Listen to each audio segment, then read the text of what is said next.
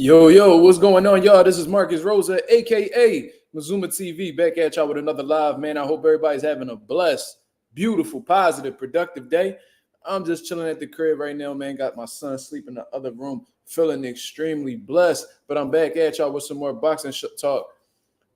We on the road to 3K. We about to hit that mid 2100 mark. Shout out to the nation and the mob for making this possible, man. The channel is growing each and every day. And I got nobody else to salute but you guys for constantly supporting the channel and just keeping up with what's going on. You know what I'm saying? We got some things that we need to discuss, of course. We're going to speak about the Gervonta Davis and Shakur Stevenson rumors being false, along with the Terence Crawford versus Madrimov full card breakdown, man. We probably gonna throw some predictions in there, man. I'm gonna open the platform. Everybody wants to come on and speak with me and stuff like that. We're gonna have a nice solid live for the day. But shout out to everybody that's in the building, man. Shy Rider, West Side of 23 says salute Mazuma TV all the way from the Shy. Shout out to Chicago, man. I've been over there before. I got family over there and shit like that. And it's a beautiful city, man. You know what I mean? I definitely need to go back in due time. You know what I mean? Hopefully, we'll have one of our fighters fighting over there. We got some type of boxing business going on over there. I would love to make my way back to Chicago. You know what I'm saying? So shout out to the Shy. G.A. Maze say, yo, what up, homie? I haven't heard from you in a while, man. I hope everything is well with you. Shay, what up? Coffee Plant, Future. What's going on, man? You always letting me know that I'm the future. I appreciate that very much. You know I mean, the positivity does go a long way, especially with all the bullshit that be going on in life, man. I check the YouTube and I see all the positive support I'm getting, and it just make me hungry, make me want to keep going. You know what I mean? And life, of course. You feel what I mean? But yeah, I mean, y'all already know what to do, man. As soon as y'all get in here, y'all hit that like button. You know what I'm saying? Let's get the algorithm on the up. We got 7 likes so far. It is very much appreciated. We got 8 people, 8 likes, man. Thank you very much for coming through and supporting the channel. These likes definitely do go a long way. It brings a lot of recognition to the channel. And for those of y'all who don't know, man, this is one of my favorite shirts. You know what I'm saying? Brother Nazem, one of the greatest trainers that ever come out of Philadelphia. Trained Bernard Hopkins, Shane Mosley, Steve Cunningham, you name it, man. Shout out to the man, Brother Nazem. I'm grateful that I was able to have a conversation with the man before, his untimely, passing. You know what I'm saying? Shout out to Brother Nazem. Swim without getting wet. That came from this man right here. You know what I'm saying? So shout out to Brother Nazem. You know what I mean? Glizzy, what up? This nigga said, sup, dad? Fuck you mean, dad? What the fuck? I got one son, my nigga. His name is Micah. Micah Rosa, M-I-C-A-H. I don't got no other kids out here, man. USA number 1, what's going on? Yo, USA number 1, who you voting for, man? Yeah, whenever I see them American flags and people start repping the USA, who you voting for? Mark. That's crazy. Nigga call me Mark. Shout out to Boxing Film. What up? Hit the like button as soon as y'all come in, y'all. Let's get the likes up. Yeah, Shy, these niggas be tripping. Nah, I ain't got no kids in the chat, GA. Don't say that. Don't say that, man. Don't speak that out here. Don't wish that on me. I got one son. Yeah, I know you joking, Gliz. It's cool. Shit, definitely funny though. I be getting some crazy ass comments in these. I'm getting harassed by a nigga named Hot Dog Man. Like, you can't make this shit up. You know what I'm saying? Like, I'm getting harassed by a nigga named the Hot Dog Man. Like, it's like on YouTube, bro. It's a different world, bro. These trolls just on a different level, and they nonstop. Shout out to the boy Lorenzo, the stranger. What up? Slime, what up? Hit the like button as soon as y'all come in, y'all. We got 14 people. I need 14 likes. Let's get them up. Yeah, Glizzy, you heard that right. And ironically, a Glizzy is a hot dog in Philly. You know what I'm saying? So I don't know how to really feel about you responding to that. He says, I'm both, bro. I was raised here. I know PR average more champs, though. I don't think they don't got more champs than the USA, but Puerto Rico has the youngest world champion ever, and Wilfred Benitez. And they have I think Puerto Rico is still the only country that have a champion in every weight class. I don't know if Puerto Rico, still has that record, but I believe Puerto Rico is the only country to have a champion in every weight class. You know what I'm saying? Yeah, that's definitely well. That's definitely well. So let's speak on exactly what's going on in this boxing world, man. If y'all can hit the like button as soon as y'all come in, that's very much appreciated. You see what I'm saying? Is PR so low on champs that they championing Berlanga like he's something? Uh, as of right now, I think we only got 2 champions. I think we got like the fuck is his name? Oscar Collazo, I believe, who's like a 105, I believe, and then we got Amanda Serrano. So Puerto Rico definitely in a drought right now. I ain't even gonna lie to y'all. We had Subrel, but he lost to Leon Paro. You know what I mean? And I don't think PR is necessarily championing Berlanga. You know what I'm saying? I don't think that they're championing Berlanga. I think that Canelo Alvarez chose Berlanga, and as a result, you know what I mean. People gonna pick who they pick.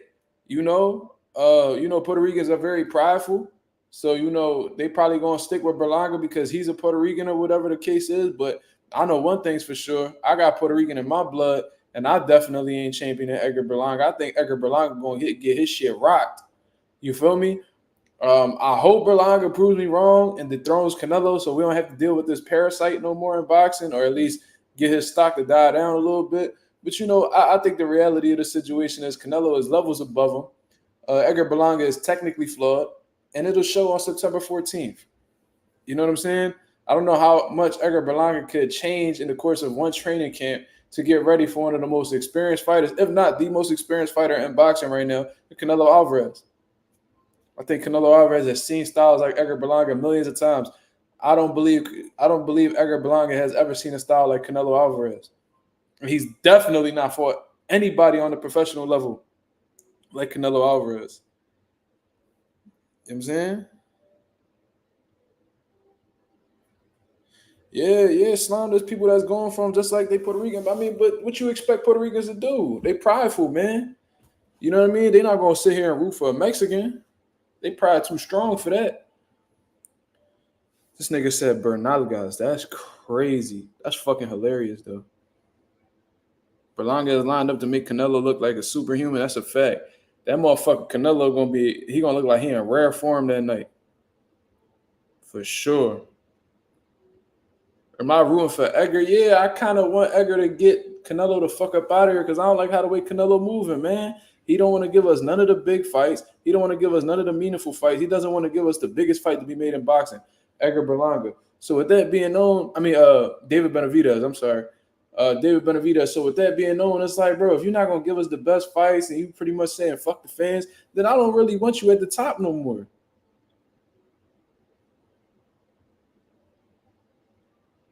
Thought I heard my son. So I don't want you at the top no more. Simple and plain, bro. You're not catering to us. You got to get the fuck up out of here. That's just how I feel. You know what I mean? Get rid of them belts. And that's the thing, too. Like, you got the nerve to be carrying all these belts around like you that nigga, but you don't want to fight them other niggas in your weight class. So it make you look like a pussy, but, you playing behind shit that you did 4, 5, 6, 7 years ago. Oh, I fought Triple G. I fought Austin Trout. I fought Randy Lara. All right, but when did you do that, bro? Don't look like you act like once you do something, that shit's just valid forever. Bro, if I beat, like, let's say, that's like a nigga who said, let's say like we playing ball at the park, right? Let's say I beat Kobe one-on-one on some crazy shit at the park back in the day, right? And and that was 10, 15 years ago. And I sit here and I'm talking about, I don't need to prove that I'm a good basketball player. I don't gotta play one-on-one against this guy. I beat Kobe one-on-one 15 years ago. Don't nobody give a fuck about that shit, nigga. Can you hoop right now? You feel what I'm saying? Mark said, Glizzy said, yo, Mark, what if your son a Canelo fan? Canelo gonna be long gone before my son even understand what boxing is. He's 1 year old right now, bro. But, I know he definitely gonna be educated on, you know what I'm saying? I mean, he could choose to be a fan of whoever he want to be a fan of, but he definitely going to be educated on Canelo and how the way he was moving. That's even if he's interested in boxing, man. I ain't about to sit here and act like he going to be a boxing fan. I mean, he might be into a totally different sport that I might have to educate myself on to support him. You know what I'm saying? But he definitely going to be around boxing crazy. That's a fact. The Stranger says, if Bivol beats Better Beef and is beaten by Benavidez, Canelo can't show his face no more. That's a fact. And you know what's crazy? If that does turn out to be like that, that'll make the Canelo and Benavidez fight even bigger.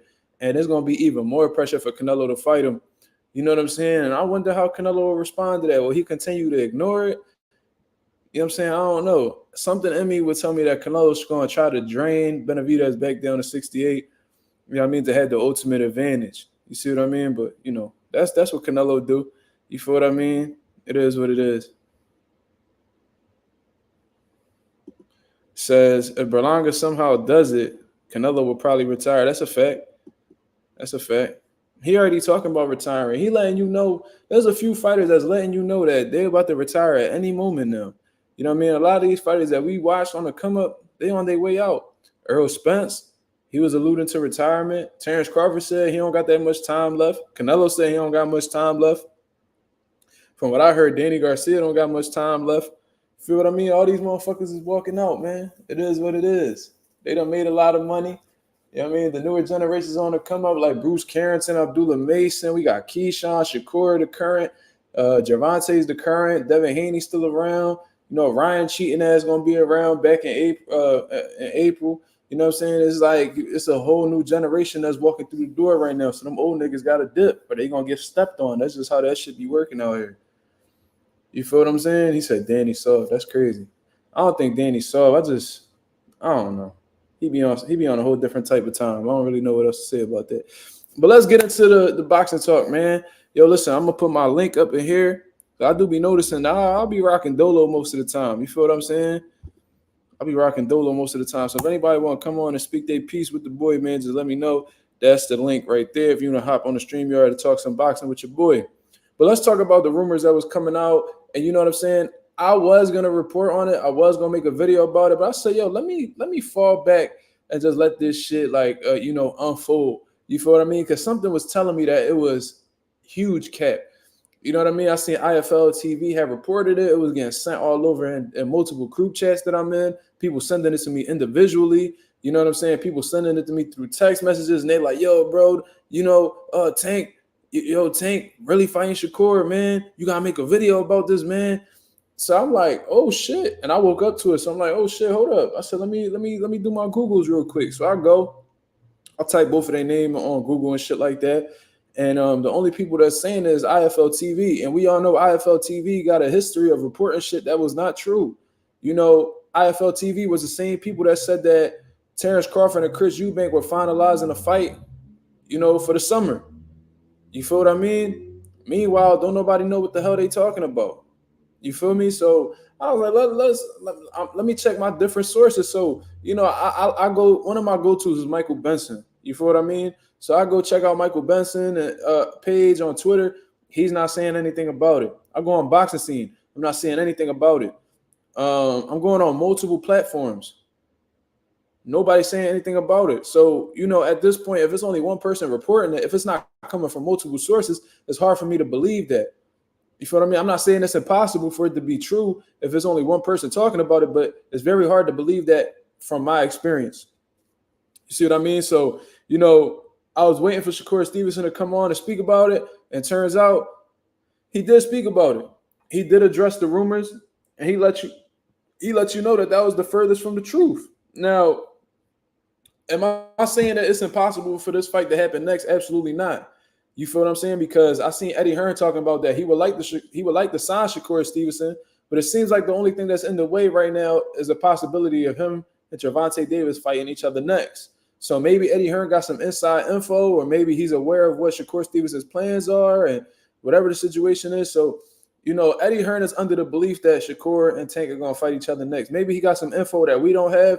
We don't know. But regardless, what doesn't change is that these reports were absolute cap, man. You know what I'm saying? And that's why I don't really get too invested in, you know, rumors or reports or anything like that. Because I had people in my comments like, see, you were talking about how Tank was silent and the whole time he made the fight happen with Shakur. So I'm like, oh, I'm about to face the music in this month. If this shit true, I'm gonna really have to face the music and admit I was wrong. But that's not what happened, man. So let's get into what Shakur Stevenson has said. He kept it pretty simple. You know what I'm saying? He kept it pretty simple.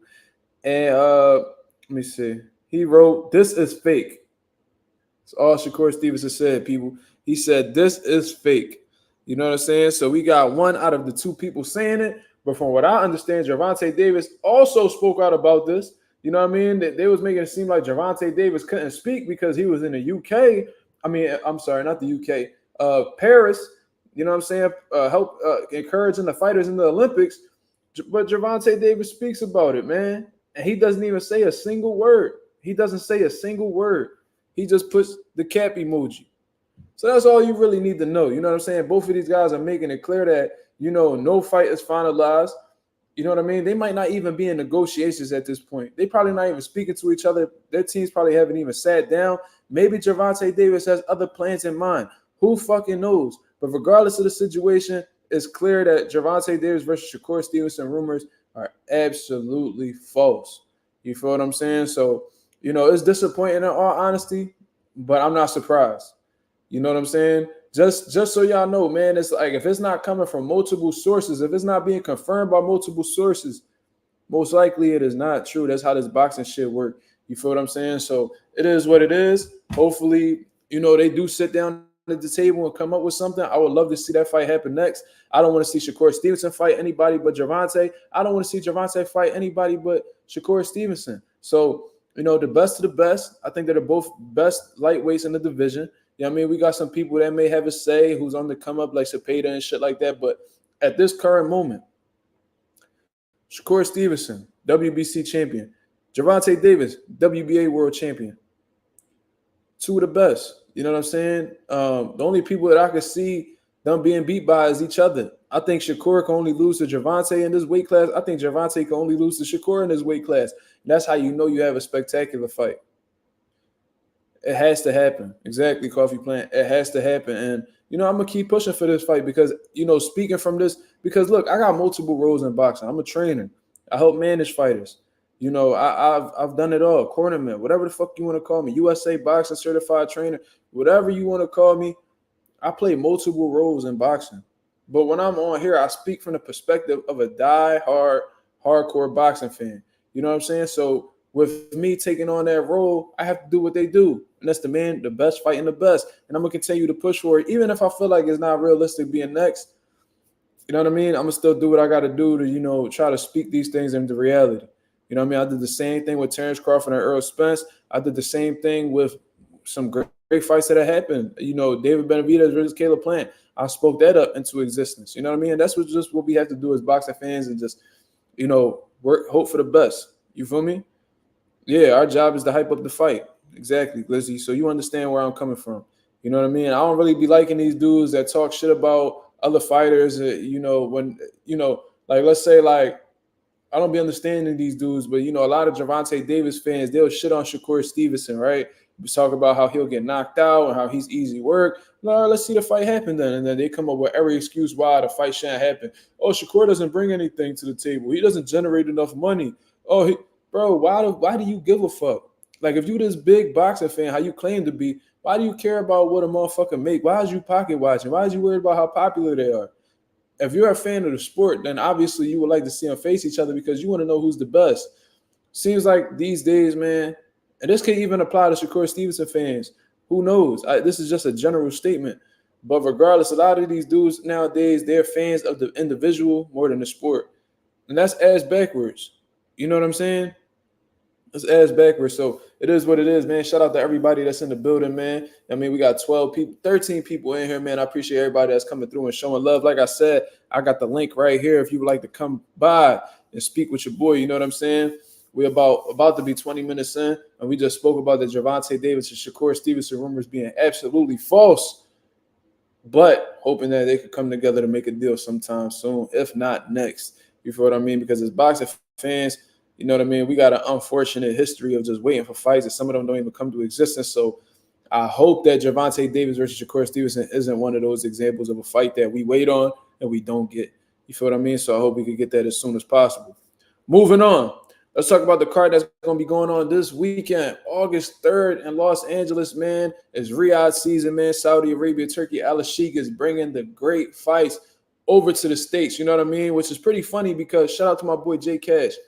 But you know, it's funny because I was having a lot of questions about Turki Al-Sheikh when he like really started to come onto the scene and was making these big fights happen. I was like, I wonder if Turki Al-Sheikh is gonna keep his fight strictly in Saudi Arabia, or is he actually gonna bring his talents? Well, not his talents, but bring over, you know, his great events over to the States. Because in all honesty, I thought that Turki Al-Sheikh was making these big fights happen in hopes to have more tourists come over to explore Saudi Arabia. And maybe that's his intention to an extent. However, I've come to find out that Turki Al-Sheikh is a genuine fan of the sport of boxing. And that's a great thing to see. You know what I'm saying? I love seeing like big time boxing fans being invested in the sport and putting their money where their mouth is, because in reality, you know what I mean, a lot of these people that's invested in the sport don't really give a fuck about the sport. You know what I mean? They just give a fuck about their pockets. But when you got somebody who has a shit ton of money, you know what I mean, and is you know, a boxing enthusiast, you know what I mean, they cater to the boxing fans a lot better. You feel what I mean? So it was good to hear that about Turki Al-Sheikh, man. You know, the only thing I disagree with Turki Al-Sheikh with to the extent is him not really pushing for that Benavidez and Canelo fight, and him just being more involved or more interested in the Terence Crawford and Canelo fight. You know what I mean? He doesn't seem too interested in making that fight at all. I would love to know why. You know what I mean? For what I understand, Terence Crawford is his favorite fighter, so maybe that's the reason why. So he'd rather put Terence Crawford in position than David Benavidez. But regardless, man, that's the only thing I seem to disagree with him. But for the most part, seems like he got a lot of good things on the way. So August 3rd, and they did their grand arrivals, man. I seen the face-offs, and let's just get into what I thought. In all honesty, then I'm going to get into what you guys think. You know what I mean? I'm going to provide my opinion first, and then we can follow through, and I'm going to check in with the comments. You feel what I'm saying? But let me check this out real quick. He said, I do think Turki be losing money in some events, but he don't care. That's real. I don't think his intentions are to really profit from the sport. You know what I'm saying? I think that he has a shit ton of funds that he could put up. You know what I mean? He probably isn't making that money back. You're probably telling the truth in all honesty, but I don't think he's really in the game to, you know, prioritize profiting. You know what I mean? I think that they have so much money that the money that he's giving these fighters don't really affect them financially. It just seemed like they got an infinite source of wealth. But at the same time, Turki Al-Sheikh not going to get too stupid with his money and start giving these guys, you know, paydays that's like, you know, what you mean, like unrealistic and shit like that. Like he told Canelo, he said that he was going to shoot Canelo Alvarez what he feels is a fair price. You know what I mean? And if he's able to agree to it, then they can make the fight happen. But as long as like Canelo is realistic, they can make that shit happen. You know what I mean? So, you know, Turki Al-Sheikh, he got a shit ton of money. He don't mind putting the money up, but at the same time, you ain't about to rob him or anything like that. You know what I'm saying? Boxing Film says he better give Boots a bag. Well, he got a partnership with Eddie Hearn. Eddie Hearn really locked in with Turki Al-Sheikh, so it's not far-fetched. I'm sure Boots will be involved in some Riyadh season cards in the future, for sure. I could really see that happening. But from what I heard, you know, Boots got an event. He got another fight coming up around the November, December area. And it seems like it's going to be heading back to Philly. That's just what I heard. I'm not too sure. Don't confirm that, but it seems like that's what's going to be next for Boots. I was going to keep it to myself, but, you know, it is what it is. I just told y'all, so fuck it. So, anyways, let's get into this card that Turki Al-Sheikh put together, man. And it's a beautiful card, in all honesty. I'm going to start from the bottom and then work the way up. Pause. That shit sound crazy. So I'm pulling up the event right now. I'm about to share the screen for y'all to see it yourselves. And we're going to talk about this shit, man. I'm going to actually do it in order from how the way BoxRec has it. Let me present. Share screen. BoxRec. Boom. So here it is. This is the BoxRec right here. And let's start from the very bottom. Hold on real quick. Who we got? Yo, what up, my brother? I think niggas is pussy. Who you talking about? I smell a lot of pussy niggas in there, man. I don't know. Specific fan base. Smell a lot of pussy. Oh shit! Hold on. Let me stop sharing real quick because it seems like you got some shit you gotta get off. What you talking about, man? Yo, I seen a bunch of YouTube niggas couldn't wait to call a nigga a duck. I seen it all today. I don't even know if them niggas is boxing pages or they paid by a nigga some shit. I don't know. Niggas is pussy though. It don't take that long to send yo, stop being around the bush, nigga, and say what it is. Yo, these GTD niggas calling niggas ducks and shit. Oh man. Yo, that nigga Tank in Paris and shit, playing in his head and shit. That nigga ain't trying to fight. Niggas ain't waiting on that nigga. You got a bunch of these YouTube KO niggas. Yo, I told y'all niggas. Like, I hate Southern niggas too. Yo, I ain't gonna lie, I hate mad niggas from down south. I can't stand down south niggas, bro. Them niggas get me tight. I don't even understand how they dick ride a nigga from all the way up north so hard. That shit is insane to me. That nigga from fucking all the way up top next to us, nigga, Baltimore. Y'all niggas all the way in fucking wherever y'all niggas at down south dick ride. I don't understand this shit. Well, I'll tell you what, man. I had people in my comments, and I think like a few of them deleted their comments. I wake up and I get a bunch of notifications from YouTube. I guess like, you know, niggas from all around, so they watch it in different time zones and shit. And when IFL was reporting that Gervonta and Shakur was finalized and shit, bro, I had mad people in my comments, at least like 7 of them. They was all different people, all different accounts. It was like, yeah, man, you over here talking about how Tank's silent and his energy ain't the same. He just finalized a deal behind the scenes, nigga. How you feel, nigga? Don't ever disrespect Tank.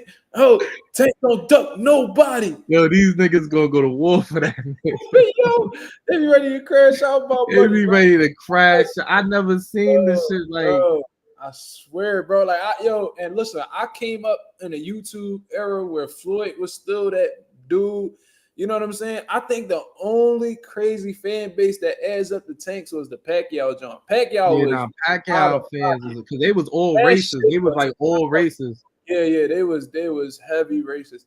But Gervonta, like, yo, they really got like an emotional attachment to that man, like severely, bro. Yo, I'm gonna break it down. I'm gonna break it down for you. So you remember like Floyd was that nigga and all that, boom, boom, boom. When Floyd retired, you know, a lot of niggas, I'm gonna be even me a little bit, a lot of niggas stopped watching boxing. You know what I'm saying? A lot of niggas probably took the time off, wasn't really checking boxing. Feel me? Floyd left. Shit was in a little drought. Yeah. Next thing you know, niggas went on YouTube and shit, seen a nigga that was on Floyd promoting a little bit, knocking niggas out. They're like, oh shit, okay. All right, this little light-skinned nigga knocking niggas out. And you know, and then a couple viral clips went crazy. You know, the Tank uppercut, you know, shit like that. So a lot of these niggas like, yo, you know what? I'm gonna rock with this nigga. You know what I'm saying? Niggas came out the wood. Like, yo, I'm gonna rock with this nigga. So a lot of these niggas only watch this nigga. That's the thing. It's not like, yo, you know what? This shit got me back in the box. I'm about to watch this shit, see who else I like too. Nah, a lot of these niggas only watch this nigga. They seen one uppercut and that shit got them niggas dicked out. Like, you know what I'm saying? They can't even control. These niggas is dicked out. It was that one uppercut. These niggas like, yo, you know what? I'm gonna rock with this nigga now. Like, that's what happened. So a lot of these niggas is now Tank fans. They don't really understand sport. They don't know other fighters. They don't even know who's a threat. They don't know none of that. They fuck with Tank. And I ain't mad at it because they came from Floyd. A lot of these niggas came from Floyd and they took a break off boxing.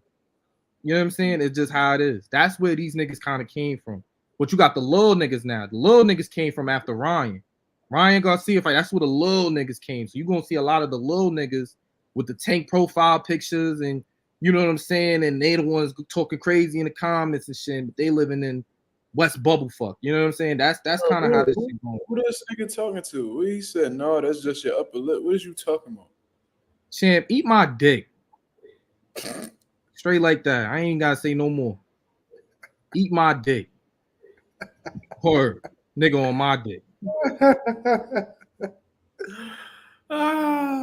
No, that's funny as shit. But that's the origin of these niggas. Yeah. I think the Floyd stamp definitely brought a lot of people along. I ain't gonna lie to you. That Floyd stamp definitely paid off for Tank because you got all these people that used to rock with Floyd all heavy.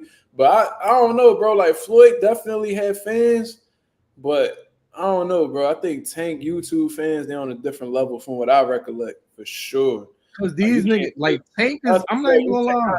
Nothing about Tank, can't say nothing. Because you gotta say Tank probably got a lot of these niggas back into boxing. Like that's what I'm kind of getting at too. A lot of these niggas wasn't like a lot of these niggas wasn't fucking with it after Floyd left. Like, you know what I'm saying? So now it's like, oh, they got a new nigga that they could rock with.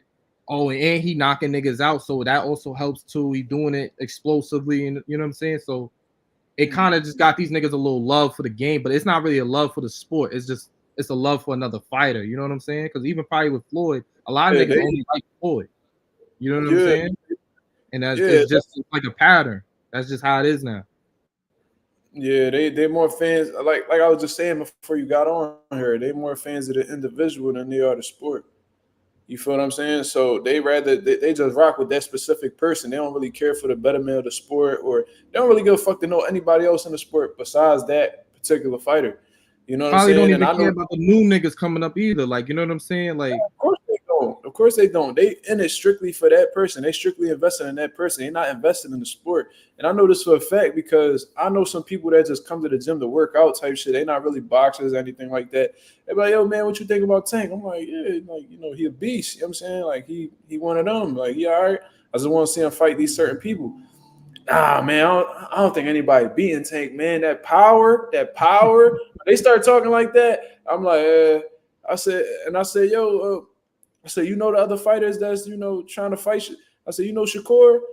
Yeah, I heard of him, but you know, he don't got no man, power. ain't that the nigga that be running this shit, man? Power, man. He ain't got no power. That nigga be running this shit, man. No power. He can't beat Tank with no power. I'm like, oh my fucking god. I'm like, all right, yo, when bro. was power such like a crazy like I never even remember that shit. Bro, that's how you know these niggas never boxed before. And then like it's bigger than just not boxing before. You can just tell that they don't know shit. So when that shit move like that, you can just tell like you know there's more to it Jay takes Cash, more. what up, gang? What happened? Now I'm saying what up to Jay Cash. Yeah. You know, it takes more than power is not the only way to beat somebody. You feel what I'm saying? But anyway, let me see who else on here. That's what I'm saying. Like, but hold on, yo, Mark. This is what I'm saying. Floyd, and that's what I said. These niggas come from Floyd, though. Floyd wasn't knocking niggas out later in his career. It was niggas watch Floyd. Well, I'm gonna say niggas. Niggas watch Floyd because Floyd was a master boxer. Like, you know what I'm saying? It was science in that ring. You know what I'm saying? Like, it was hit, not get hit, being defensive. The other races, like the other, you know, the other skin colors and shit, they had a problem with how the nigga fought and shit. You know what I'm saying? So it's crazy how these niggas is critiquing the nigga that kind of should remind them of how the nigga they used to really like, you know what I'm saying, fight. And I think Shakur got more in common with Floyd than Tank do.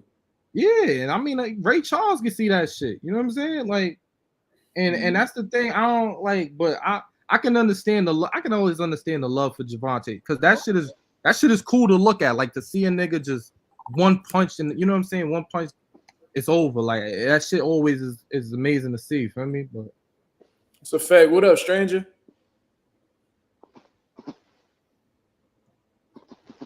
What's going on? It's popping. Oh no, I don't know what he doing. Yeah, you might got a troll in here, some shit. Nigga probably spanking his shit. Yeah, I don't know what he on. We would have turned the camera on. We had to end the live and shit. I'm gonna get him up out of here. I don't know what take time he on, but the stranger, he pretty cool in the chat though. I don't know if that's the same nigga though. I don't know what he was doing. Nigga sound like he said in the chat. He said, "Hey Mark, can you hear me? I'm trying to fix my mic." Oh shit! Fuck! I kicked him out the studio on some P Diddy shit. Yo, try to find your way back in, bro. Hold up, man. My fault. Hold on, let me put that shit back in the chat. But yeah, man, like long story short, you can't disrespect Gervonta, bro. And yo, you know what it is? It's like we such in a sensitive era. And you know, I say this shit about Shakur too. It's like Shakur, he one of them niggas that he don't know how to take negative criticism. You know what I'm saying? I ain't gonna lie. Like coming up as a fighter, man, I hated negative criticism.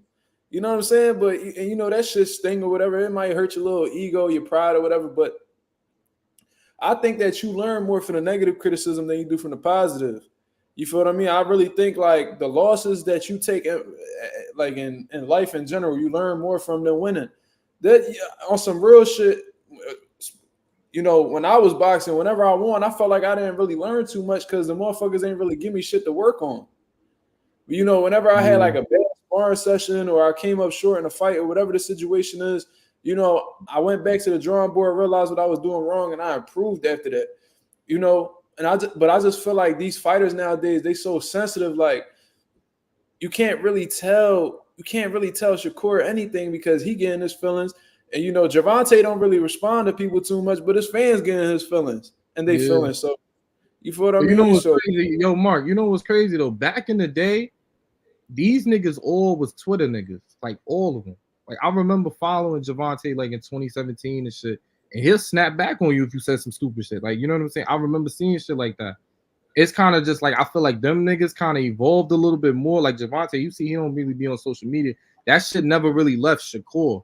You know what I'm saying? Shakur's still kind of doing the same shit he was doing on Twitter back in like 2018 and shit. Like he just, you know what I'm saying? And I don't even know why Shakur even, because like, yo, it's even after your wins, you shouldn't even be that mad even after you win. You know what I'm saying? Even after you won. Your phone.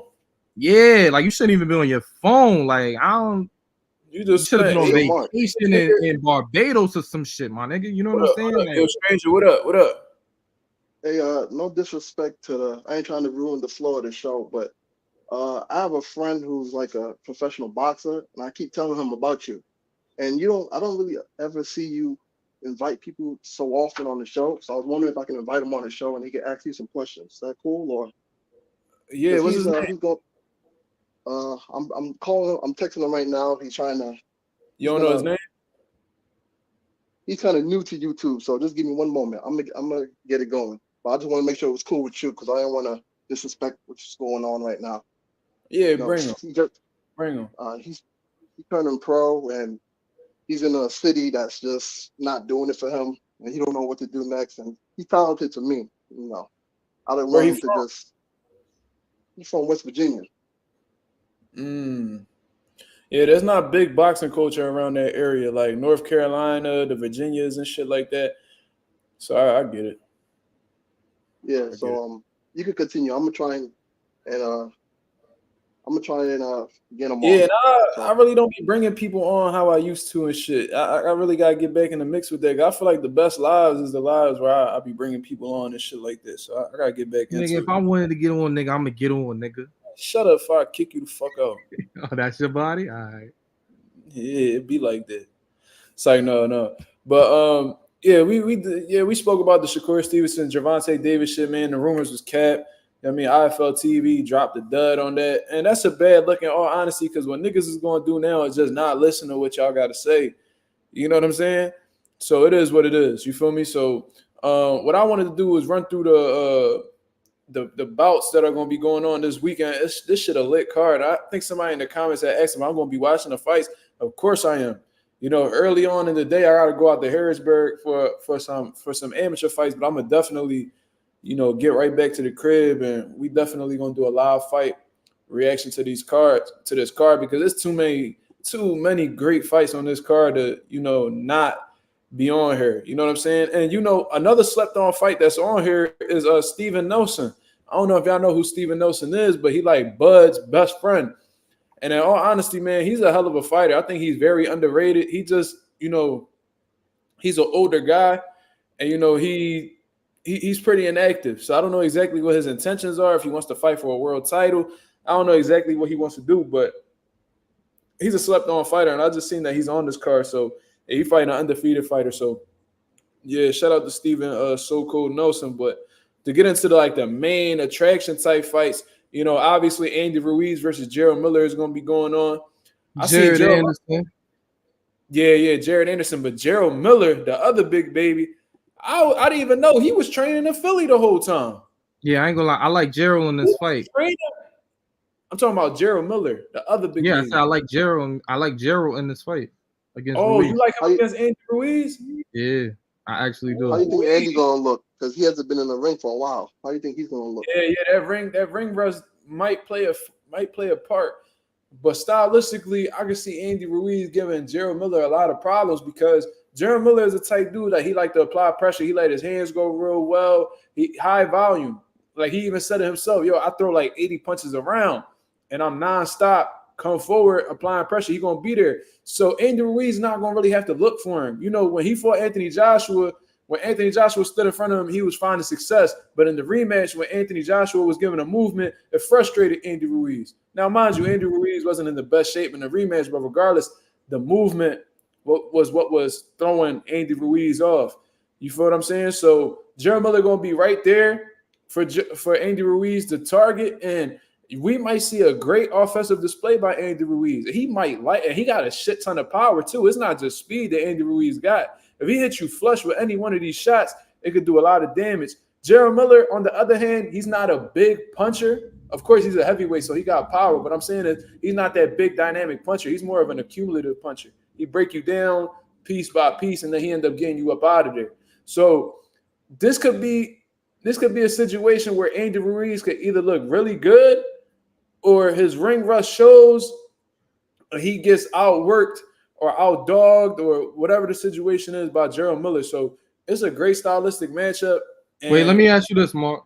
What do you think Bozy could instill in Gerald to beat Andy Ruiz?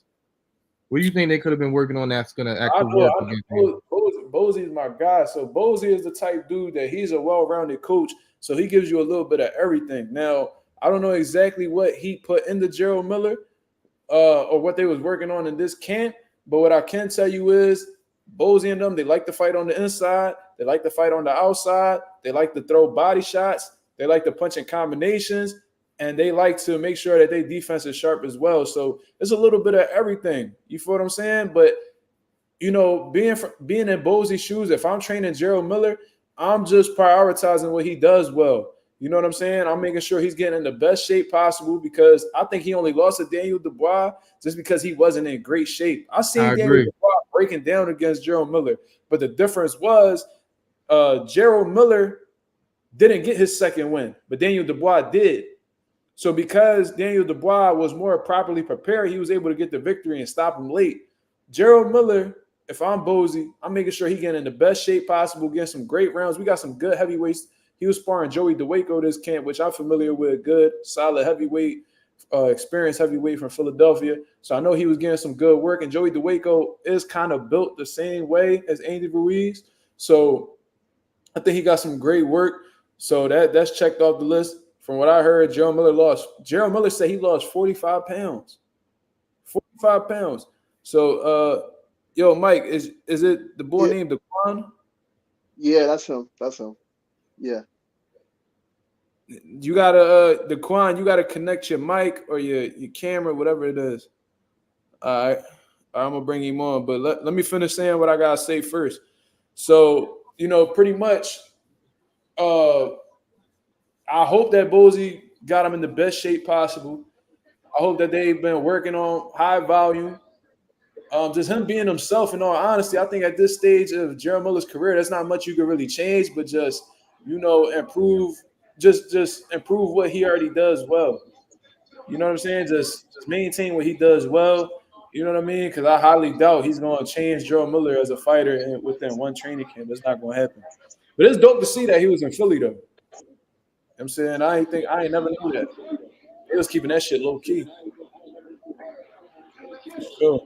Where's the fight taking place again? Los Angeles. Oh, okay. Yeah. So good way to debut the Riyadh season. Good place to do that shit at, man. And I'm really looking forward to that fight. You know, and along with that, now we got the other big baby, Jared Anderson versus Martin Bakole. Now, I'm familiar with Martin Bakole because I've seen a few of his fights. He beat Tony Yoka, who's an undefeated dude. And he just beat up on Carlos Takam not too long ago as well, who fought Anthony Joshua and gave Anthony Joshua a pretty sturdy fight. Hold on, let me mute this dude real quick. He a little loud. I ain't mean. Oh, all right. Yeah, I just muted him. A little loud. But Yeah, man. So I was looking at. Did you guys see the face-off between Jared Anderson and Bacoli? Did y'all happen to see that at all? I ain't seen none yet. Bro, the fucking size difference between Martin Bacoli and Jared Anderson is crazy, bro. Bacoli a big motherfucker, bro.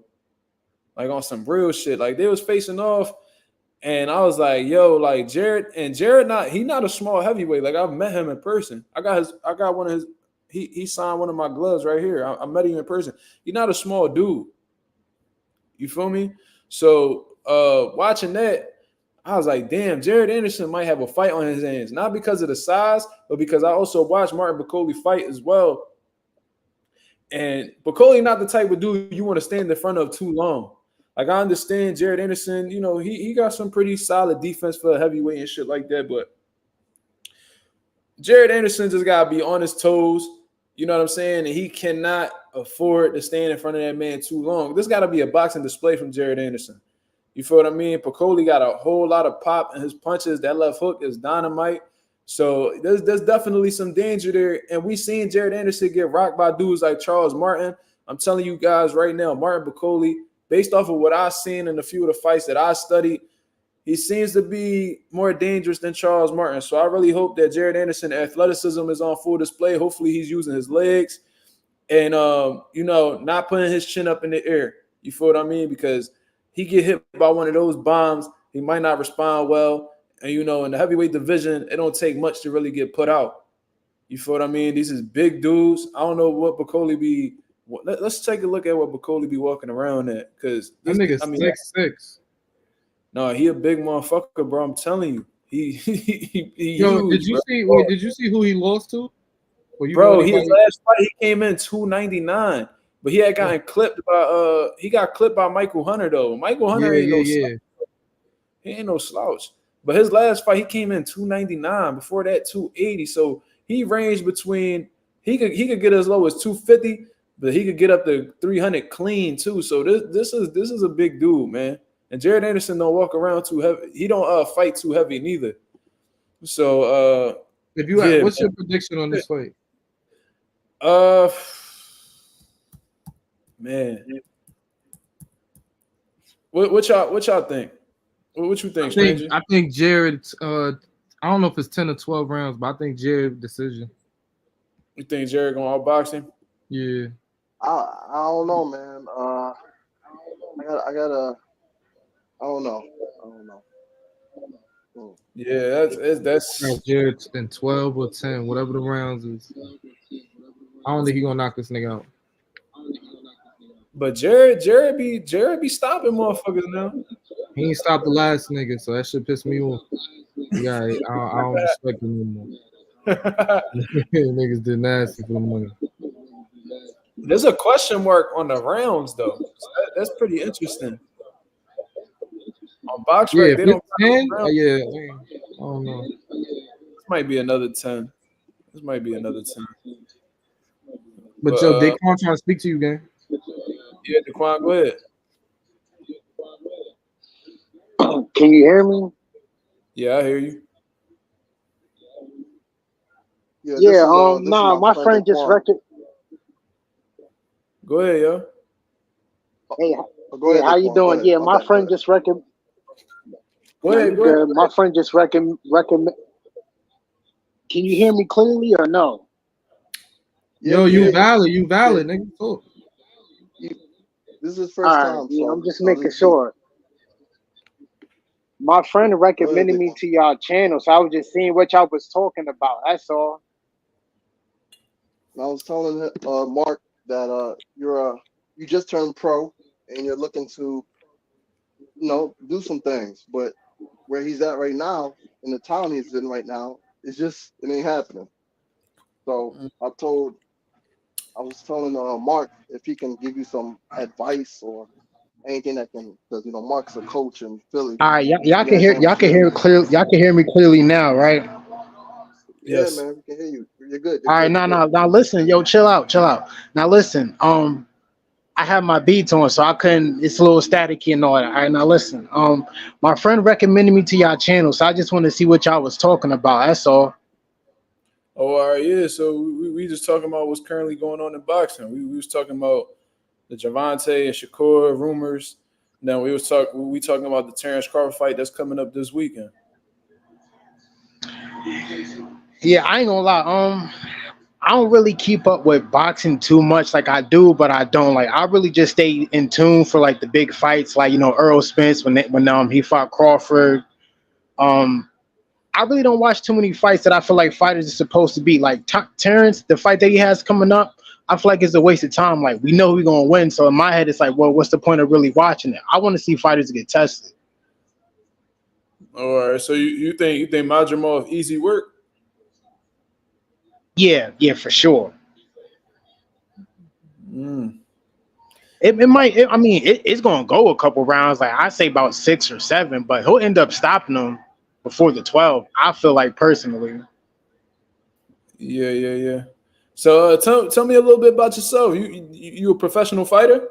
Yeah. I just recently had my pro debut. 1-0. I fought a guy that was like 3-13. Pretty decent, but nothing special. Like he didn't have like power or none, but he had basic boxing IQ. I feel like. See, I'm from West Virginia, and I'm pretty sure, as y'all know, West Virginia ain't shit when it comes to boxing. I'm pretty much the best boxer down here, but that's not saying much. Like it's West Virginia, so I'm just right now. I'm in the. I guess how do I say this? I'm basically trying to move. I'm trying to save up some money. Then I'll probably move out, probably to a big boxing state. If it's going to be close, it's probably going to be Ohio. If not, I might move to Texas, something like that. We know where boxing is really a thing in that state. So that's kind of my plan going forward. But as of right now, just just kind of doing my thing, and I'm doing all this without no training, real training, I should say. Well, not really. Like to put it in perspective, like I know coaches and stuff. Like I might go with them to do mid work and little things like that, but I don't have a real like 5 days a week structured session, if that makes sense. Why not? Well, before you not like a couple years. Can you hear me? Yeah, I hear you. You not coachable? Yeah, no, I'm coachable. It's just like a couple years back, we had this coach named Gary Toney. I don't know if you know him, but you could look it up. He was on the Olympic team. I can't remember what year, but it was when Jeff Lacey and I forget the other guy, a couple other guys that was on there. But anyway, he ended up passing away. And when he passed away, just all the gyms around West Virginia just kind of went on their own way about certain things, and it was just kind of hard to just keep up. But I'm definitely coachable. I'm willing to listen and all those kind of things, but it's just I feel like the coaches around here, they just don't know much. They think you could just punch yourself out of every situation without using your feet and like little things like that. What weight class you in? I'm in 140. I fight at 140. Ooh, there's a lot of smoke up here with 140s. You definitely get a fight up here. In Philly? Hell yeah. Yeah, I know. I ain't going nowhere until I get a solid team. Like when it comes to like Philly, Columbus, Texas and all those states, I ain't going nowhere. I ain't going to those places until I get a solid team where I'm training with 5, 6 elite niggas where I'm getting like elite sparring. Cause you need sparring at those kind of levels. Good sparring, not sparring bums. I like that. I like that you got a brain and you know that. That's good. Yeah, I'm like, shit, man. Because a lot of people bank on you not knowing shit, to be honest.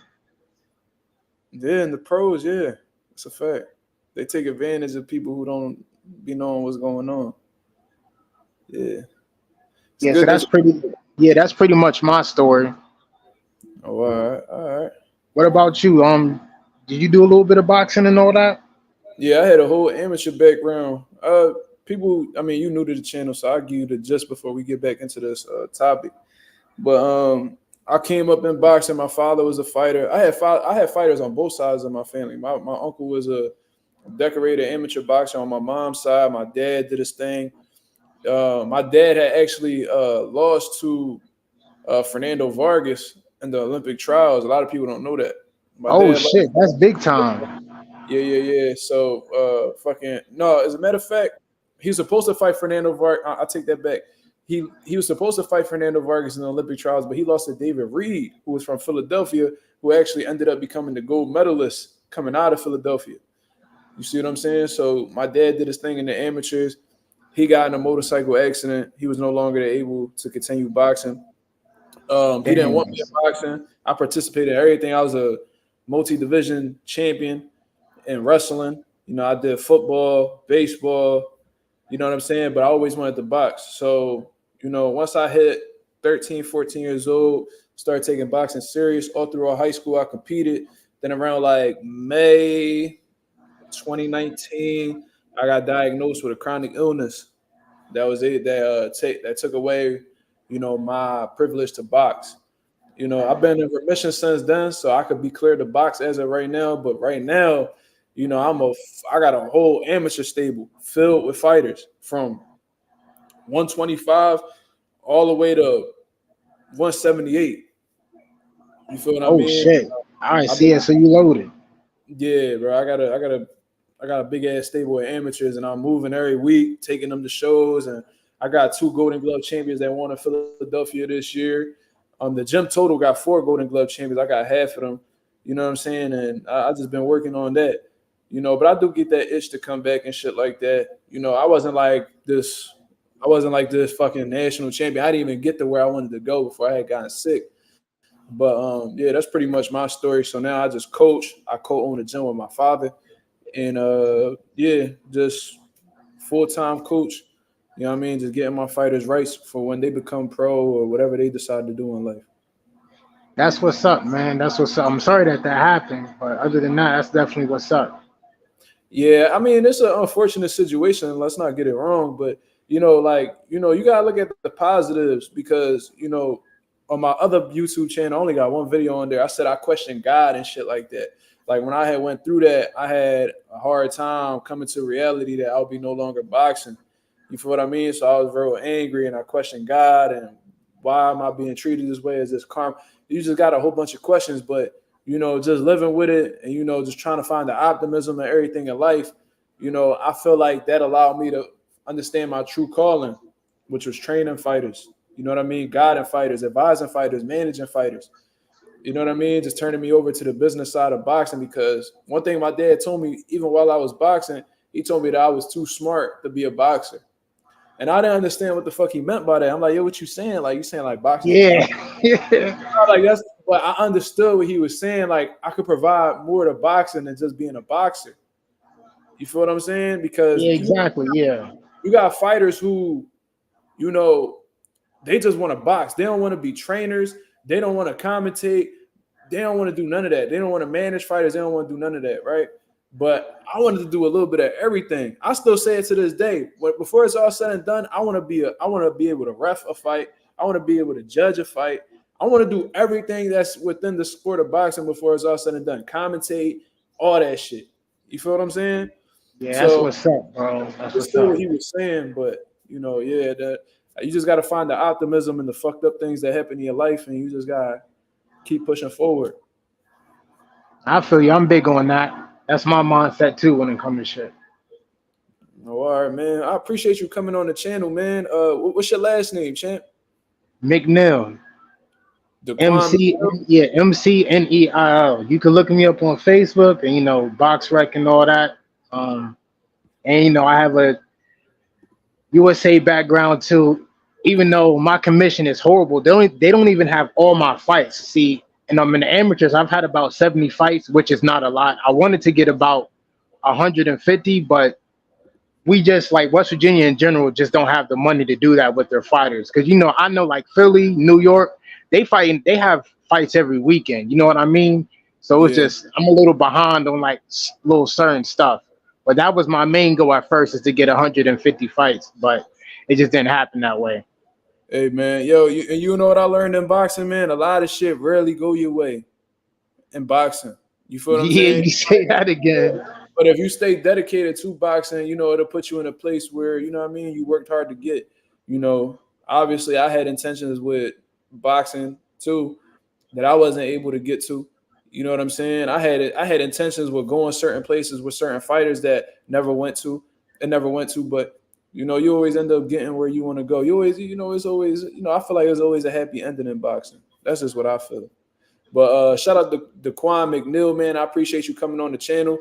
You know, whenever you get a fight date or whatever, man, let me know. I'll bring you on the channel so we could just bring some attention to, you know what I mean, yourself as a fighter, because you know what you gotta, and you don't gotta promote it, right?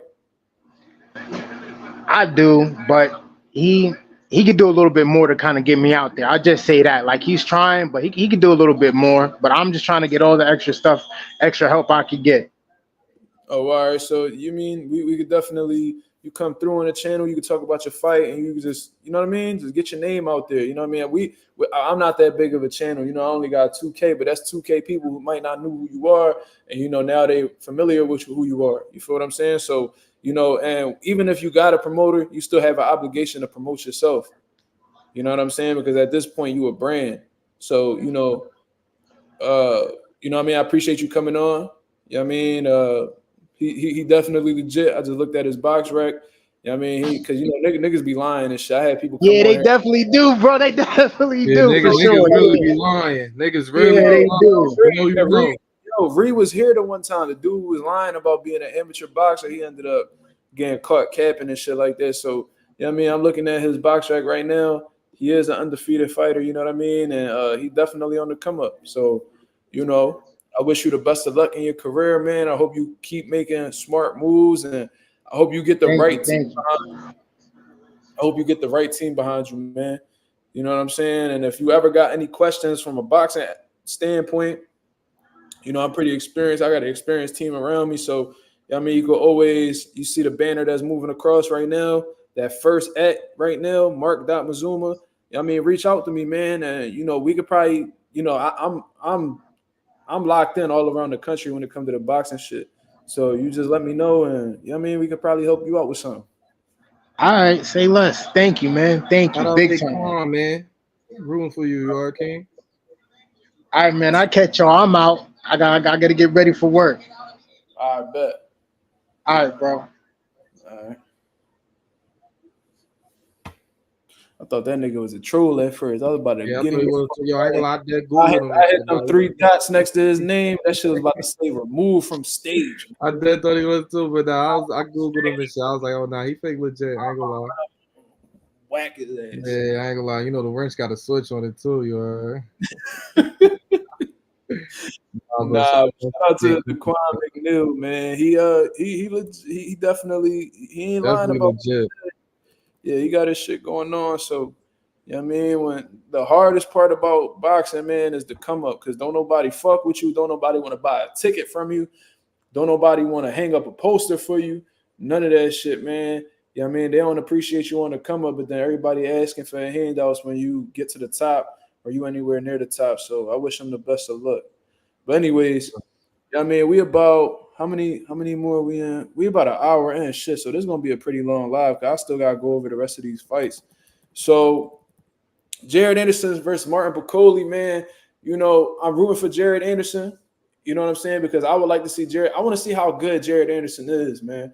I want to see him fight these elite dudes. I want to see if he's capable of winning a world title. You know what I'm saying? That's what I want to see. So, you know, I'm rooting for him. But Martin Bakole don't look like he anybody to fuck with. You see what I mean? But Michael Hunter, based off of what I've seen, he started at cruiserweight.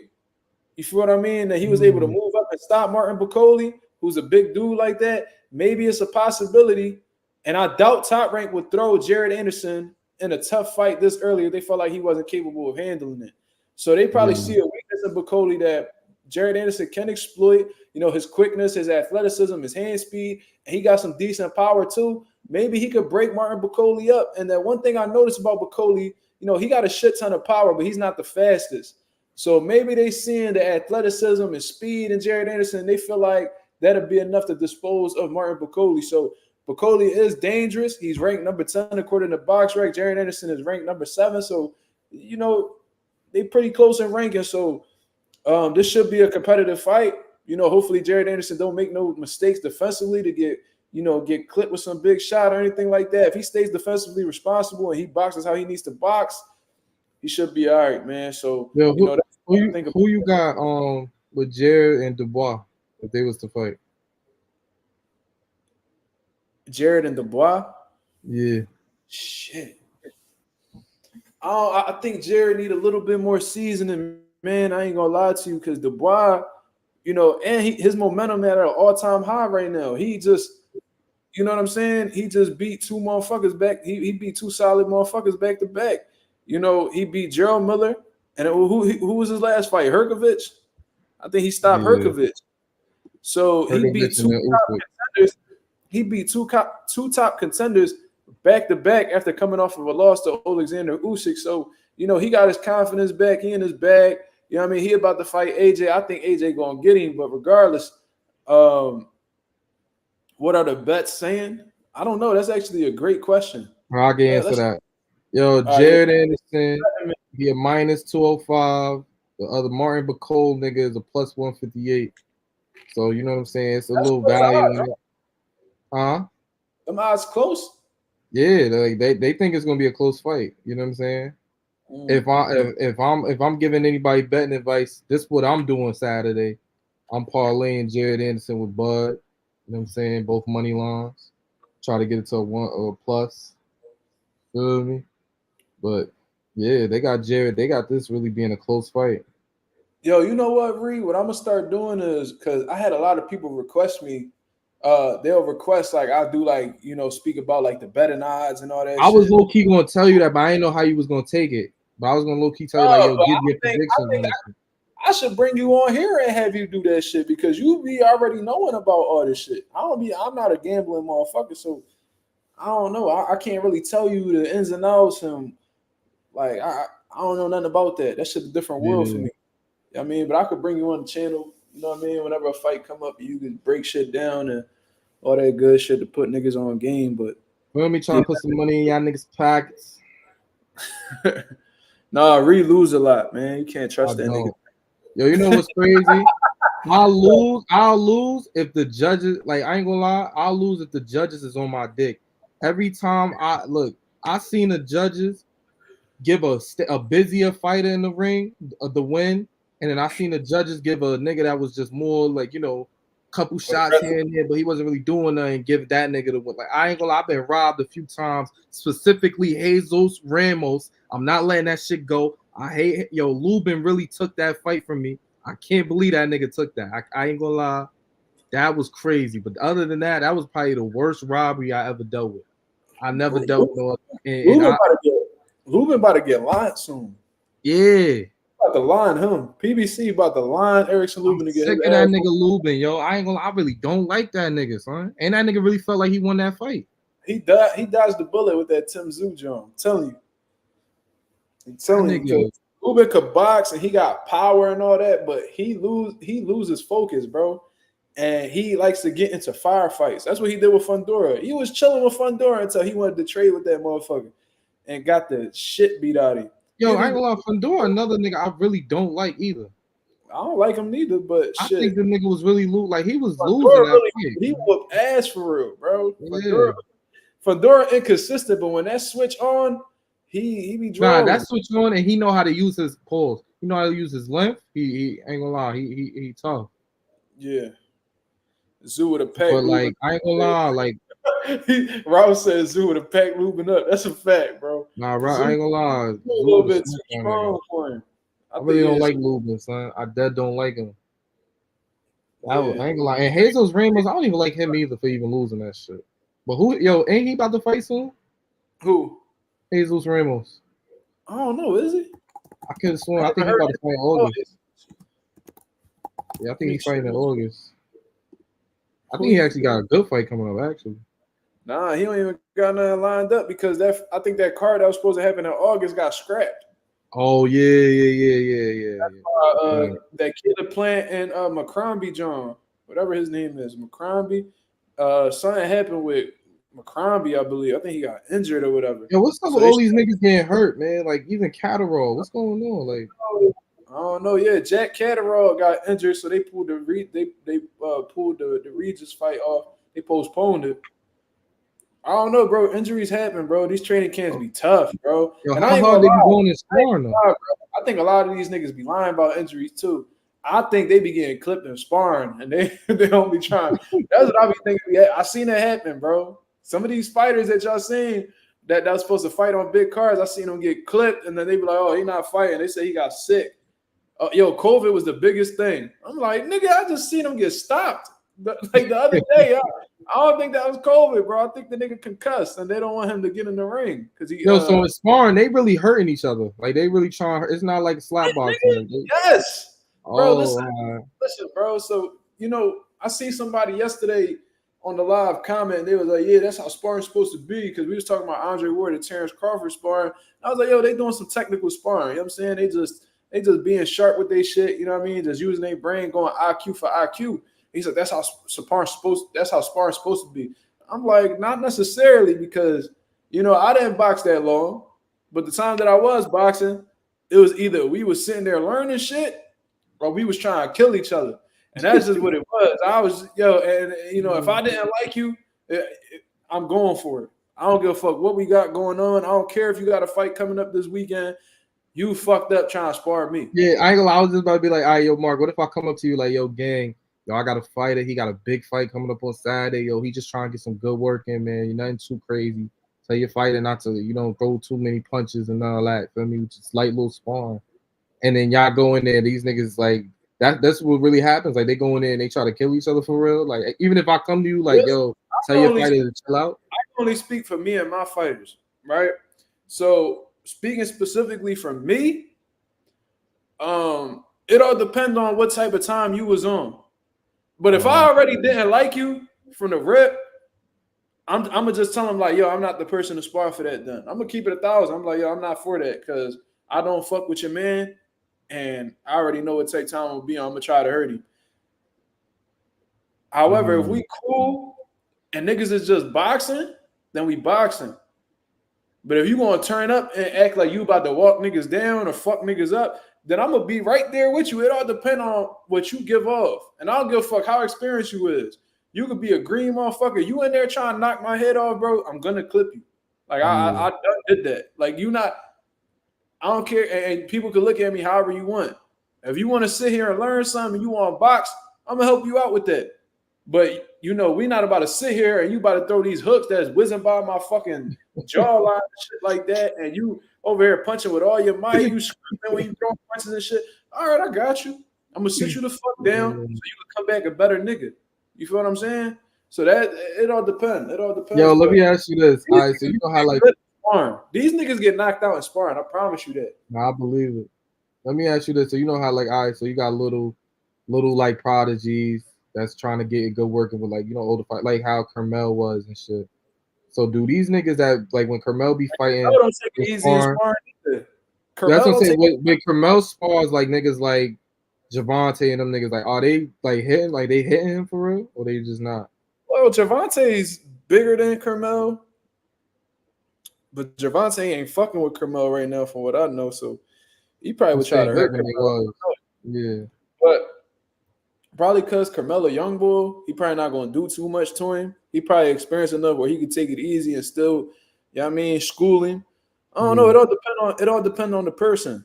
But I know if little ass Carmelo start trying to punch on me, I'm definitely trying to clip him. I'm gonna try to knock his little young ass out. and if shit really hit the fan, I'll dump him right on his neck. That nigga, fuck all that. All right, so say like if somebody brought like a nice 14-year-old prodigy to your gym, right? He trying to spar you and shit, and he dead ass hit you mad hard. Bro, my answer is gonna stay the same. Oh, all right. like, bro, there's no way, bro. I'm not nobody punching bag. If you gonna whoop my ass, you're gonna have to earn that shit, bro. Yeah. And that shit might include you getting hurt. Somebody gonna get clipped. That's all I know. You know what I'm saying? Nah, sparring is really funny because it's like I be thinking like sparring would be like a slap box. Like niggas ain't really trying to punch each other for real. No, it don't really be. Especially if they got a fight coming up. Like nah, like a lot of niggas get bad injuries from sparring. Like they say, a lot of people who end up getting like bad brain bleeds and hemorrhages and shit like that. They take a lot of damage in sparring, and then they go into the fight, and that should just be, the icing on the cake. And that's even with like the 20-ounce gloves or some shit. they spar with 16 to 18 ounce gloves typically. Mm-hmm. But if you punching, you punching. That shit don't matter, bro. More. Like the headgear, you know, the gloves, it might lessen the impact, but niggas is still getting knocked out with 16 to 8. I used to knock niggas out with 18 ounce gloves. Headgear, all of that. Like niggas be having rib cage protectors, niggas ribs still getting broke. Like this shit be happening. Yeah, Triple G used to have niggas. When Triple G was in his prime, bro, he used to bring people up to wherever I forgot what that joint was called, but he used to be up there with Abel Sanchez, and they would have rib cage protectors, bro, because Triple G was having 16 to 18 ounce gloves on. It was breaking niggas' ribs with body shots. And they would have them on, and he'll still be break. Gervonta Davis, they say he broke like 4 niggas' noses in one day in sparring. That shit don't do nothing, bro. You still taking damage for sure. Yo, Coffee Plan, how you seen that video? I posted it. How you seen that? You posted it shorts. Yeah, that's a long time. I was probably like 18 in that joint. I was still like on some green shit. Yo, so wait, so say like if you got a big fight coming up, right? Like big fight and you sparring and shit, are you picking a nigga that's like, all right, this nigga not even all that good because he not gonna hurt me for real? You picking like a tough nigga to spar before you get into that ring? If you saying if you're towards the end of camp, like your last sparring session, you definitely want to take it light. You don't want to get into no wars the week of your fight, the week before your fight. Like when you like have like a full-fledged training camp, you definitely want, you know, when you first start off, you definitely want to build up. When you're in the heart of camp, then you can do that tough sparring with that tough sparring partner. But then once you wind it down, you know, you do less rounds. You know what I mean? Your whole objective is to make it to the ring. You know what I'm saying? Like you don't want to get that tough sparring the week of the fight, and then you know you got a shoulder injury or you got bruised ribs, and then you going in there with somebody, you know what I mean, and you're not 100% or you're not close to 100%. You know, you don't want to do that. You know what I'm saying? You don't want to do that. Yeah. Smart. You gotta work smart when you at towards the end of camp. So, in my personal opinion, if I'm closing out camp and I got a last sparring session, I'm gonna do it with somebody that could, you know, make me work, get my heart rate up and shit like that. But you know, not no tough shit where it's like, you know, I might get a little bit of damage or might be hurt or anything like that. For sure. Yo, ain't you used to say, I remember you told me, you was like, yo, niggas used to hate sparring Boots or some shit. Because Boots used to never take it easy. So it's niggas that's wired like that? He's gonna take it easy with his niggas. Like he got like amateurs that's in his gym. Like he not gonna punch on his amateurs. You know what I mean? Or, you know, because a lot of the amateurs that's coming up in his gym, they sign it to his promotional company. Yeah. But like he take it easy like on his people. But, you know, whenever we brought motherfuckers over, he was going for the kill. Like if you came from another gym, especially if you was bigger, like if you were like weight classes above him, he was gonna try to clip you. And he done knocked out cruiserweights. There's this undefeated cruiserweight on the come up right now. What's his name? He trained with Rashim. He admitted in a video with YSM. His name is Mushin Kaysen, undefeated cruiserweight. He about to fight for a world title soon, I believe. But that nigga Boots knocked him out in sparring, broke his eardrum and all. Damn. Boots fucking drawing, bro. I'm trying to tell you, Boots would be drawing, bro. He did 8 rounds with my super middleweight bull. He was ranked like number 15 in the country at the time. He was about to crack the IBF rankings before he stopped. And they did 8 rounds, and Boots wilded out on that nigga for 8 rounds. Like, he ain't stopped my boy, nothing like that, but gave him a crazy ass whooping. They said Boots beat the hell out of Brian Norman. That's why that nigga Brian don't be saying that nigga name. That's exactly what happened. Oh shit. Yeah, I ain't gonna lie. Yo, that nigga Brian and his pops. I heard about that. They be the most respectful to that nigga Boots. Hell yeah, they called him the final boss, bro. Yeah, I ain't gonna lie, they be glazing. The final boss. I'm like, yo, first of all, in Philly, that's called Dickie. I don't know where you from. Blazing, Dick Ride, come on. All that. Yeah, all that. That's all the same shit. I'm like, first of all, you dicking. I don't know if you peeping, but you really, you know what I mean? This nigga is in your weight class. And you know what I mean? You might have to see that nigga in the next few fights. And you over here praising the man like that. That's concerning. That's a red flag.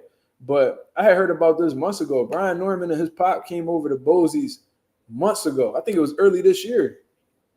And they said that he had sparred another dude from Philly that was a pro. And they said he did well with that dude. But he's nowhere near Boo's level. His name Paul Kroll. They said he did well with Paul Kroll. Then, you know, he had ended up sparring Boots later down the line. I don't know if it was that same day or whatever. They said Boots washed that man. Oh, shit. That's why, like, when I be hearing, like, these stupid bum-ass channels like H Money and all them, I was hearing that they said, oh, I think the only one that could beat Boots is Brian Norman. I'm like, bro, you so out of touch, bro. Like, you so out of touch. Like, you niggas is idiots, bro. I swear to God, niggas is idiots. Only they knew. Yo, how you see wait, what you think of Brian Norman? Let me ask you that. He's pretty good. I think he did really well in that last fight. He got dog in him. Got a lot of heart. He got a lot of great characteristics. I do want to see him fight some more quality guys. I think that was the fight that, you know, garnered a lot of attention from like the hardcore fans. Because I think prior to that fight, a lot of people didn't know who Brian Norman was. So that was like his welcoming into the division. But I want to see him in there with more quality guys. I see Teofimo out here acting like he wants smoke with him. So, you know, if Teo move up to 47 and rumbling, I think Teo, you know, we criticize Teo a lot, but he ain't no bum. You know what I'm saying? So if he go up to 147 and Brian Norman washes him, I mean, and that'll shoot his stock through the roof. It's just like, I don't know, because it's like Teo ain't really cracking at 40. So even if he do go up to 47, I wonder if his power come back, or I don't know how that would go. Nah, hell no. Bro, if his power is not translating to 40, it definitely it seems like Norman not gonna get a ball from him. Yeah, man. And that's probably what Brian Norman and them see, and that's probably why they welcome him to fight so much. Yeah. You know what I'm saying? Like, and Teo, he could be hit, bro. He be getting hit.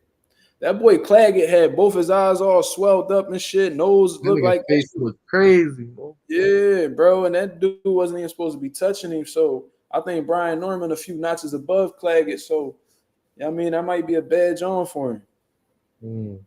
Might be a bad John for him. But let me see the rest of this card, because we ain't even get to the rest of this shit right here.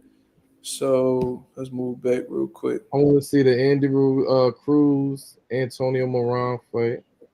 Yeah, but Anonymous was telling me that Andy Cruz, I was hearing that Antonio Moran pulled out of the Andy Cruz fight, and they still got him listed. So, I mean, regardless, for those of y'all who don't know who Antonio Moran is, he got knocked out by Devin Haney. I think it was actually Devin Haney's last knockout. And he got put on a highlight. He put that nigga on a highlight reel. That was a bad John. That's probably like Devin Haney only like highlight reel knockout for real. But he put that nigga on dirty. Huh?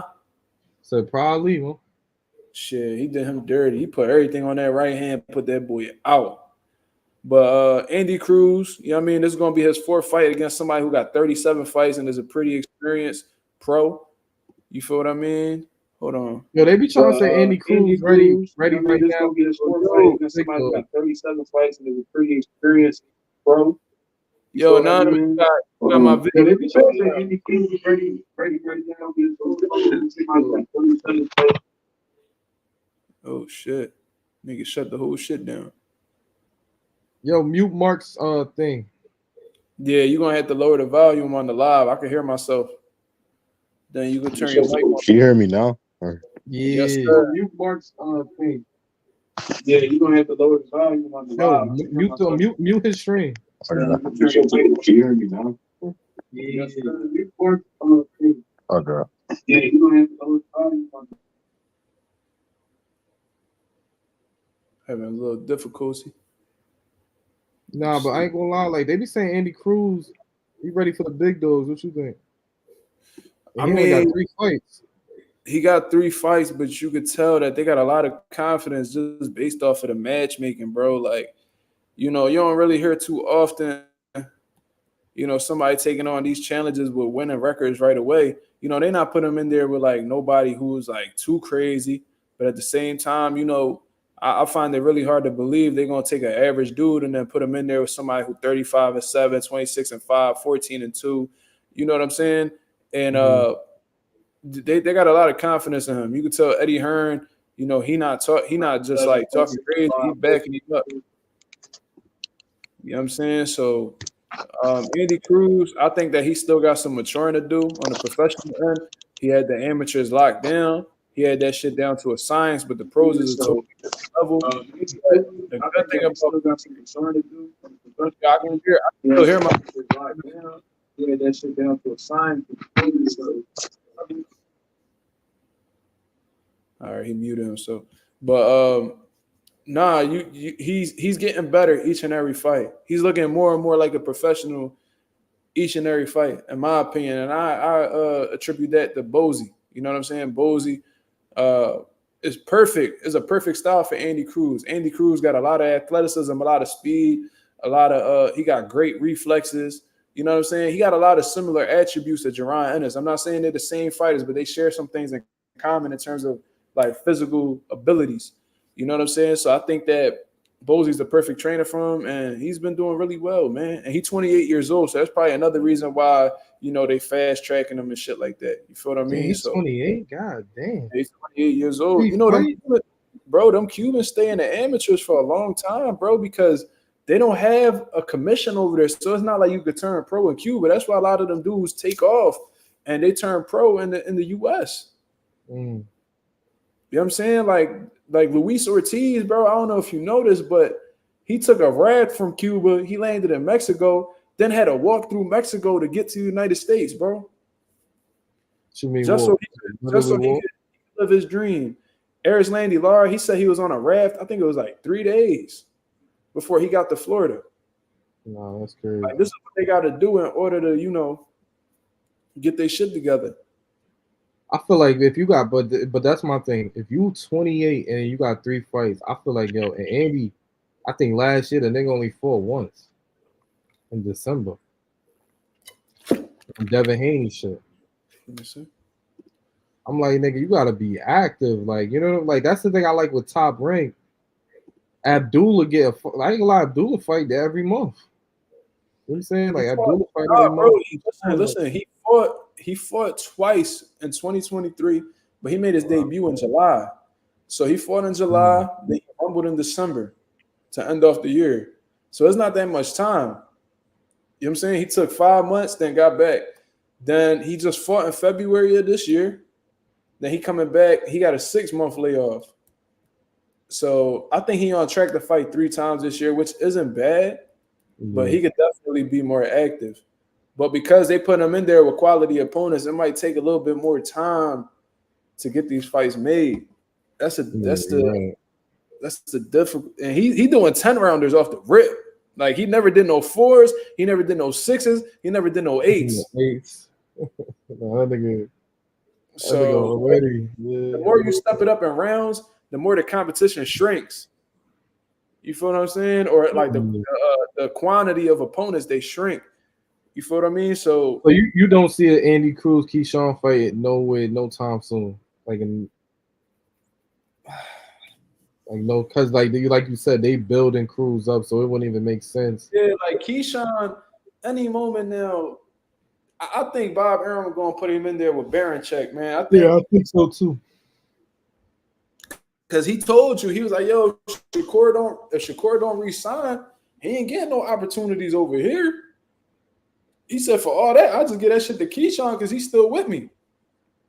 So that let me know everything I needed to know. Shakur, he over here exploring his options and shit like that.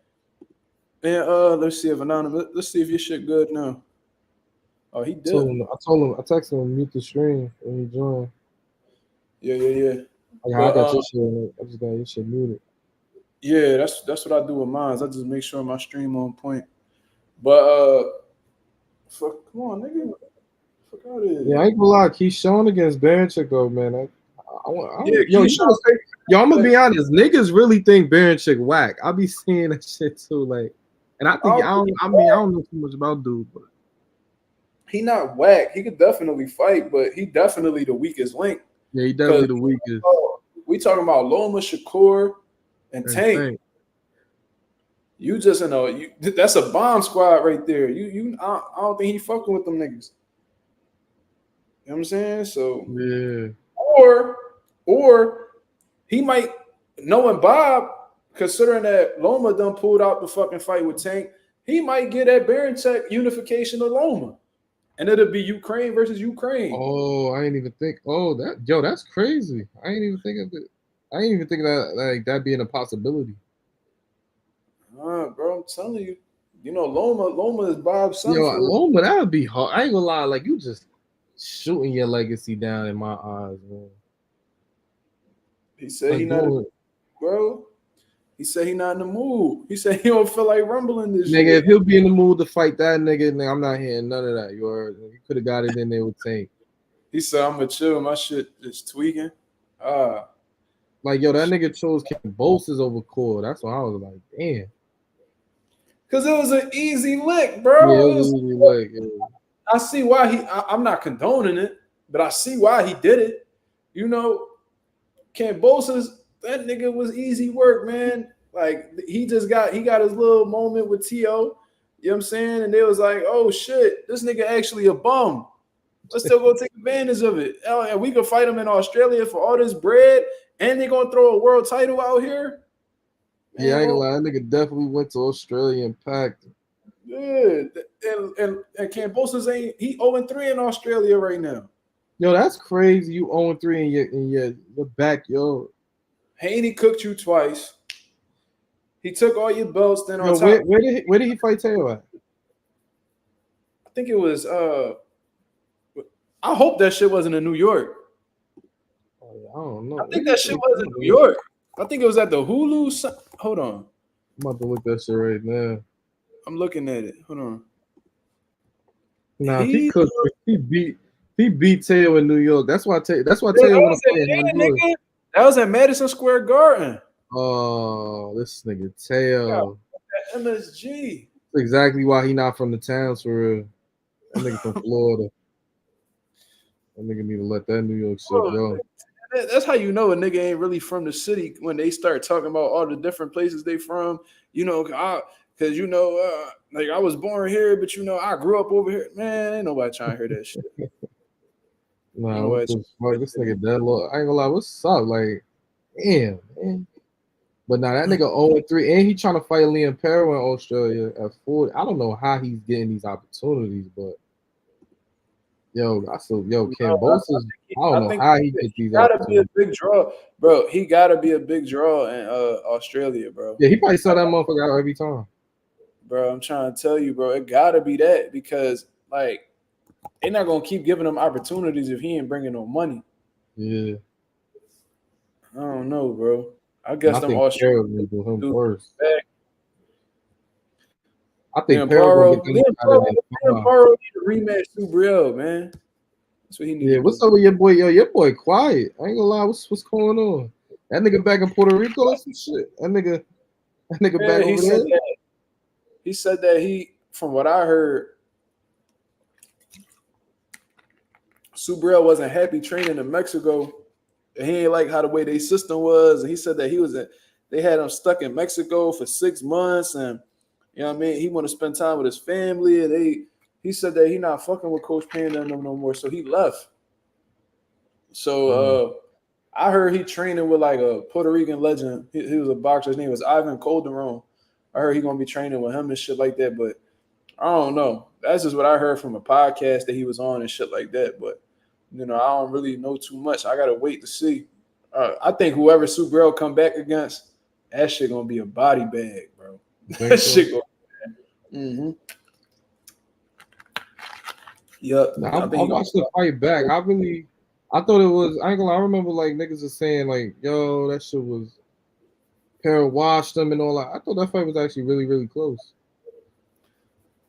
It's because a lot of these dudes, you know, they cater to a fighter that they feel like Subriel will give problems to. You know, like let's say I'm a Devin Haney fan, right? Or a Teofimo Lopez fan, whatever. And I know that Subriel a threat.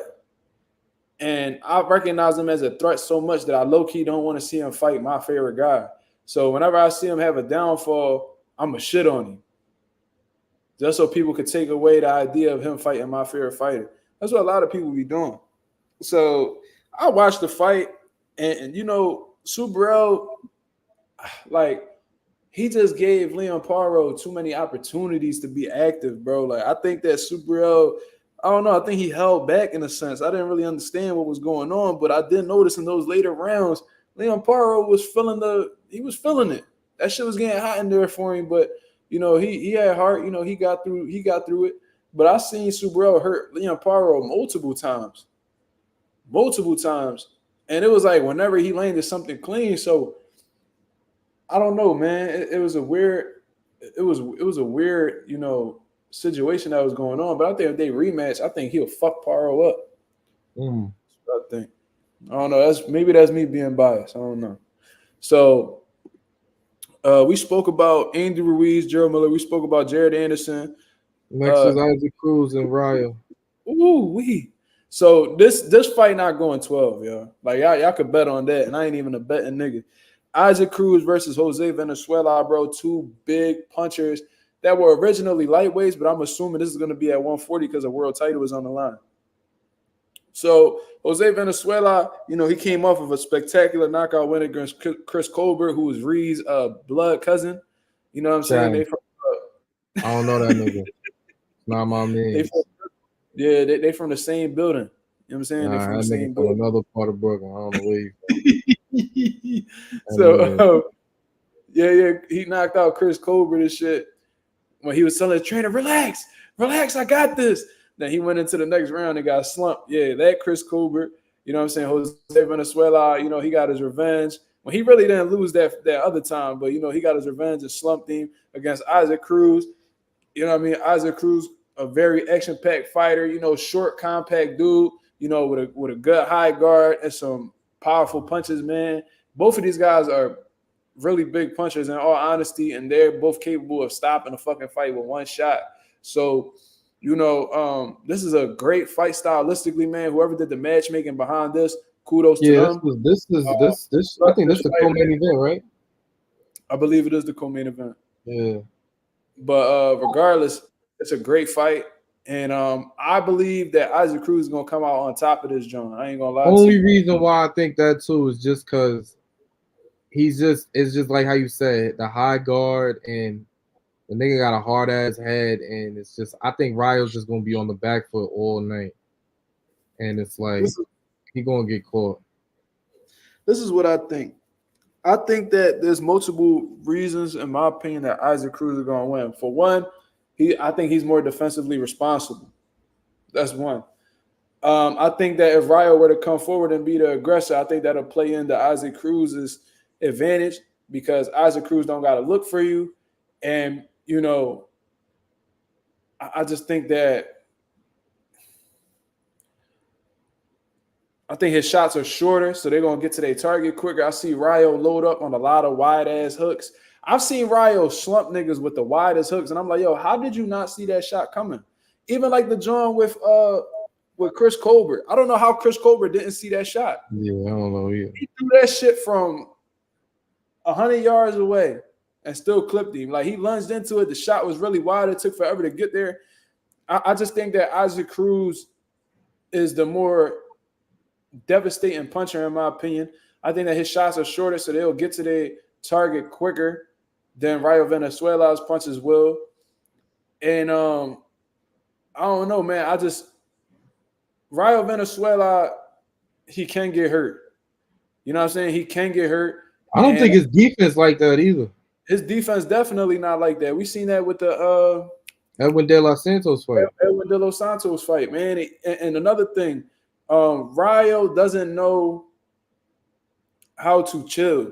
And what I mean by that is, you know, when you get hurting around, Robert Garcia said it best. If you get hurting around or you get dropped in around, it's safe to say you already lost that round. So your whole objective should be to get through that round by any means necessary. Whether you got to tie him up, whether you got to move around the ring, you already lost the round. Just try to find your way back to your corner. Rayo don't know how to do that. He was getting hurt and staggered multiple times by Edwin De Los Santos and continued to try to engage with that man because all he know is go. Like, all he know is go forward. All he know is go forward. Even when he's hurt, even when he's concussed, his main objective is to still land that bomb on you. And Isaac Cruz is a hell of a finisher, bro. So with Isaac Cruz being able to hurt you, bro, and you still there trying to give him opportunities to land that shot on you, you know what I mean? It might be a short night. You know what I'm saying? I got some people on here that's saying that. Let me see. I see somebody say, Rouse says I got Cruz stopping him in the 7th round. That's a good guess. That's a good guess. You know what I'm saying? I think it's gonna be like I see Rayo getting wobbled and then trying to fight back, and then Cruz just continue to get punched. Just Mark, I ain't gonna lie. I seen Cruz struggle to finish somebody. I seen it with Cabrera. No, I mean he didn't struggle to finish him. He had struggle fighting the motherfucker. But if you watch Cabrera, he's an awkward motherfucker though. Yeah, because he's moving.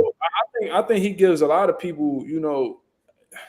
There's some fighters that just make fights ugly, man. Regardless of like, I seen Cabrera fight on multiple occasions. You know what I mean? Even in fights that he's won, he's a difficult style to deal with. You know what I'm saying? I know he got slumped by Cepeda or whatever, but you know Cepeda, he steamrolling 3 rounds. Yeah, he's steamrolling everybody. But you know, I also seen the Gabriel Flores fight, and I also seen a fight where he fought his name was like Rene Jerome. I think it was the same dude who had knocked out Carlos. I forgot his name. That boy Jerome, he had knocked out Carlos. Let me see what his name is. Let me see real quick. Carlos Balderas. I remember Carlos Balderas was on the come up with PBC, and the boy Jerome slept him or whatever. I seen Cabrera beat him. He's a solid fighter. You feel what I'm saying? So, you know, Cabrera, he just a difficult style. You know what I'm saying? And Anonymous goes on to mention that he was giving Cepeda problems in the 1st round, though. See? So Cabrera, he just a difficult style. So I'm not going to, you know, and Isaac Cruz did what he needed to do to win. So it is what it is. But I don't think that Rayo's going to present the same troubles that Cabrera did. I think that he'll be an easier targeted hit. And if I'm like almost certain that if Isaac hurts that man, especially if he's early in the round, I think he could get the stoppage. So I think he's going to come out on top in that one. But Rayo, he's very confident. Robert Garcia and them, they're very confident. So let's see. Confident every fight. Same do nothing but same outcome. There you go. But now you with the main event, man. Bud versus Madrimov. You forgot David Morrell. Morrell. Shit. All right, let me tell you about David Morrell. He won nigga. Banger, bro. Yo, he this is his first fight at 75, right? Yeah. It's for a belt too. I fuck with David Morrell and shit, but I just feel like he's one of them other niggas too. Like 9 fights and they saying this nigga the golden child or some shit. Like I was saying in the group chat the other day that I'm like, yo, why David Morrell just like he pretty much he get to cut the line like Berlanga did. Yeah. Like, you know, everybody tell all these other Benavidez got to fight somebody. Yo, this person got to fight somebody. But David Morrell could get a shot at Benavidez and he hasn't fought anybody notable. I don't be understanding that shit at all. He's 10-0. David Morrell 10-0. And neither one of them dudes that you named, neither one of those dudes on his resume, we favored to beat Morrell or it being a 50-50 fight or anything like that. Yeah. You feel what I mean? So, I don't know. Like, David Morrell, he about to fight for the WBA, I think the WBA regular at light heavyweight. So, I'm just like, how's he getting this opportunity? They fast-tracking him, too. Bro. Yo, what you liking that fight? I mean, I ain't gonna lie, because we know who's gonna win this fight. David versus Morrell versus Benavidez. I think it's gonna be a situation where, because I watched David Morrell fight, right? And David Morrell, he like to load up on a majority of his shots. He like to come forward and be aggressive. I would like to see how he'll be able to navigate through David Benavidez's jab, how he's going to be able to find his range against David Benavidez, and how he's going to be able to, how he's going to be able to maintain his defense. First of all, we need to see if Morrell is going to be on the back foot or be coming forward, because all the fights that I've seen Morrell in, he's steamrolling motherfuckers, coming forward. What if he gets pushed on the back foot by Benavidez, who I believe is the bigger man? Is he going to be able to box? I mean, he's a Cuban fighter, but he don't fight like the typical Cuban that be on the back foot. So it's interesting. I need to see a few things. I think that I'm under the impression that Morrell might be uncomfortable if Benavidez pushes him on the back foot. You know what I'm saying? So I don't know. I got Benavidez. I think he's the more experienced guy. You know what I mean? But Morrell looked like he the goods though. I ain't gonna shit on him, but I think he's unproven. He's fighting somebody by the name of Hot Rod, I believe. I think that's his name, his nickname. And this dude looked like he got a high knockout ratio. He's 29-2, but he been stopped before. He got stopped by Better Beef, actually. So this dude, I guess this is definitely the best opponent that Morrell has ever faced, and this is at a different weight class. So let's see how he holds up to it. This a big dude too. He's 6'3". He got 6'4" reach. So it's gonna be a good jump. So that's pretty much that's essentially the whole card. You know what I mean? We done spoke through it. Obviously we got Terence Crawford and Madrimov. I think it's going to be a difficult fight for Bud, but I think his experience and I think his experience is going to play a major key in his victory against Madrimov. I think Madrimov is going to try to come out aggressive, and he's trying to put Terence Crawford in a lot of uncomfortable situations. I see Terence Crawford being extremely composed, utilizing that same hammer jab that he had against Earl Spence. You know what I'm saying? And, picking him off from there. My fault went downstairs. Oh, shit. Huh? Said my fault. Nah, I think that Terence Crawford, there's going to be some questions for Terence Crawford. How is he going to look at 54? I mean, this is going to be his fourth division. How is he going to look there? Is his power going to translate? With him being older and coming off of a significantly long layoff, you know what I mean? Are we going to have to worry about ring rust? These are things that, we got to pay attention to. But I think Terence Crawford is a much more intelligent fighter. And Terence Crawford, when I watched that Earl Spence fight, every time Earl Spence made a mistake, Crawford made him pay. And, I think that Madrimov, based off of the fights I've seen, he takes a lot of chances. He gets very, I'm not going to say desperate, but, he definitely, he gambles when he in there. You know what I mean? And I think with Terence Crawford being one of the most intelligent fighters in the world, I think that he's going to make him pay for them mistakes, and that might cost Madrimov the fight by a knockout loss. So, do you think Bud needs a stoppage in this though to even? I don't think he need a stoppage, because regardless, Turkey Al-Sheikh said he offering Canelo a big bag. All Terence got to do is win. It don't matter how he win. Nah, because I was talking to some nigga about it, and nigga was saying like, yo, if Bud don't knock this nigga out, he gonna feel like Canelo gonna be like licking his chops. Like, yo, he gonna think, Terence, because if his power not translating at 54, it's not gonna translate at 68. Because look, man, we gotta just come to the reality that Canelo Benavidez is not happening, right? So we might as well see Bud and Canelo. Why the fuck not? He not gonna give nobody. Yeah. He don't want to give Morrell or any of these top 68 dudes any fucking smoke. All right, man, we'll settle for the Bud one, I guess. So I hope Canelo is licking his chops, because then at least he'll give us like the fucking third fight we request out of him. It is what it is. Yeah. Hope he is licking his chops and he take on that challenge. Fuck it. Yeah. I'm just saying, if that shit go 12, I feel like Canelo is going to want that. I'm sure he like to catch niggas lacking. I ain't surprised. Exactly. So it is what it is. But I'm going to actually get up out of here, man. I've been on here for almost 2 hours, and I'm tired as fuck. I ain't even going to lie to you. I got my son in the other room. I'm about to lay down with him for the rest of the night. And I got to get up early to drop him off and all that good shit, man. So Yo, Ree, I appreciate you coming on here and showing love. You know, you're welcome to come on anytime. You feel what I mean? Good little bro. I'm gonna holler at you. You alright? Funny as shit. I'm gonna choke this nigga. But anyways, I'm gonna get up out of here, man. This is a great live. Thank you very much for tuning in. If y'all can hit the like button on the way out, it'll be very much appreciated. I only see 21 likes with 26 people in the building. If we could get 26 likes by the time this live is done, that'll be very much appreciated, man. Go check out MazumaMerch.com. You know what I mean? I got 10% off on everything on the website when you use the promo code NATION. You feel what I mean? We got coffee mugs, t-shirts, tank tops, long sleeve tees, crew necks. We got it all on there, man. So please go check it out, man. Everything that is given, everything that is bought from Mazuma Merch is very much appreciated, and it goes towards the channel. You feel what I mean? So shout out to the nation, shout out to the mob. I'll be back at y'all with another live, another video tomorrow afternoon. So be on the lookout for that. But until then, this is Marcus Rosa, aka Mazuma TV. I'm out of here, man. Peace.